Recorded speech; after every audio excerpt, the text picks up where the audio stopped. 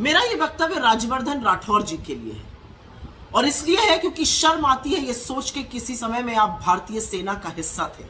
शर्म आती है ये सोचकर कि किसी समय में आप इस देश के शौर्य और पराक्रम की वो वर्दी पहनते थे जिसको पहनकर लोग अपने आप सच बोलते हैं। आपने 3 दिन पहले लोकसभा में एक वक्तव्य दिया जो निहायत ही घटिया था और जिसमें आपने कोरा सफेद झूठ बोला और यह आपकी संगत का असर है, क्योंकि जिस संगत में आप रहते हैं वहां पर जितना ज्यादा जो झूठ बोलेगा उतना आगे वो जाएगा। झूठ बोलने की सीख और झूठ बोलने का परीक्षण तो खुद गृह मंत्री और प्रधानमंत्री देते हैं, जिन दोनों लोगों ने इस बार सदन में झूठ बोला। पर उनका क्या, एक तड़ीपार थे, जुमलों के बेताज बादशाह हैं। आपने तो कभी भारतीय सेना की यूनिफॉर्म पहनी थी, तो आपको क्या लगता है आप आंख निकाल कर और गला फाड़ फाड़ के जो झूठ बोल रहे थे उसका पर्दाफाश नहीं होगा? लेकिन आपके अंदर हिम्मत की कमी लगी मुझे, इसलिए लगी क्योंकि आपने एक झूठ बोला कि 2008 में सोनिया जी बीजिंग ओलंपिक के दौरान आकर खिलाड़ियों से नहीं मिली थी। यह झूठ आपने सदन में बोला और आपने गद्दार शब्द का प्रयोग किया। लेकिन आपकी इतनी हैसियत और हिम्मत नहीं है कि यही झूठ आप बाहर बोल दीजिए। टीवी चैनलों की बाइट्स पर आपने बात में जलेबी बनाने की कोशिश करी कि कैसे कार आई और कितनी देर रुकी और वो थोड़ी देर मिली या ज्यादा देर मिली, ये बात करी, क्योंकि आप जानते हैं कि सदन में कही हुई बात पर आपके ऊपर क्रिमिनल डेफेमेशन, मानहानि का मुकदमा नहीं हो सकता है, लेकिन बाहर कही हुई बात पर आपको कोर्ट घसीटेगा और हम घसीटेंगे आपको कोर्ट में। तो अगर हिम्मत है तो जो बात आपने सदन के अंदर कही है पूरी वर्बैटिम तरीके से आप बाहर कहकर दिखाइए, मैं आपको चैलेंज करती हूं। लेकिन क्योंकि आपने झूठ बोला, उस झूठ का पर्दाफाश होना जरूरी है। 2008 के बीजिंग ओलंपिक में ना सिर्फ Sonia Gandhi ji games village I थी बल्कि इंडियन ब्लॉक भी आई थी और खिलाड़ियों से मिली थी और उनको कहा था कि आपसे देश बहुत अपेक्षा रखता है, आपको सबको मेरी शुभकामनाएं। और इसकी पुष्टि बॉक्सर विजेंदर सिंह ने करी है, इसकी पुष्टि अभिनव बिंद्रा ने अपनी किताब शॉर्ट एट हिस्ट्री पर करी है कि सोनिया जी वहां पर आई थी। और आपकी जानकारी के लिए लोगों को याद दिला दूं कि 2008 के बीजिंग ओलंपिक में विजेंदर सिंह ने ब्रॉन्ज मेडल जीता था मिडवेट बॉक्सिंग चैंपियनशिप में और अभिनव बिंद्रा ने गोल्ड मेडल जीता था 100 मीटर एयर राइफल की चैंपियनशिप में।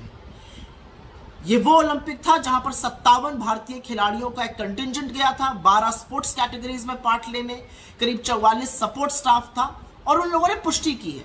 तो आपने झूठ क्यों बोला? आपने झूठ इसलिए बोला क्योंकि आपको लगता है कि झूठ बोलकर आप आगे निकल जाएंगे। लेकिन आप तो वो इंसान हैं, आप तो वो व्यक्ति हैं जिसने कारगिल का युद्ध लड़ा था। आपसे मेरा सीधा एक सवाल है, जिस कारगिल के युद्ध के आप हिस्सेदार थे वहीं पर एक जाबाज भी था, एक योद्धा था जिसकी पत्नी के साथ वो भयावह हादसा हुआ मणिपुर पर, जिसके लिए आपके मुंह से एक चू नहीं निकला। तो जो अपनी सेना के योद्धा का नहीं हुआ वो किसका सगा होगा? आपको लग रहा है जो आस में आप झूठ बोल रहे हैं वो मैं जानती हूं, लेकिन कतार बड़ी लंबी है। वहां वसुंधरा जी हैं, कटारिया जी हैं, पुनिया जी हैं, मेघवाल जी हैं, वैष्णव जी हैं, शेखावत जी हैं, आपका नंबर नहीं आएगा। लेकिन एक बात सच है कि जब समय बीत जाएगा और जब झूठ और नफरत के कारोबारी झोला उठा के चल देंगे तो ये देश आपसे पूछेगा कि आपके इतने नीचा गिरने की जरूरत क्या थी, आपके झूठ बोलने की जरूरत क्या थी, इतनी चाटुकारिता करने की जरूरत क्या थी।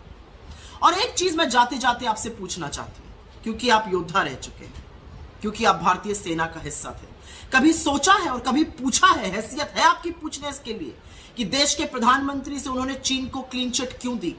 कभी पूछा है मोदी जी से कि 18 बार चीन जाते थे, क्या करते थे वहां जाकर? कभी पूछा है कि जब जाबाजों की शहादत हुई और 20 सैनिकों की शहादत हुई गलवान में, उसका बदला हमने क्या लिया?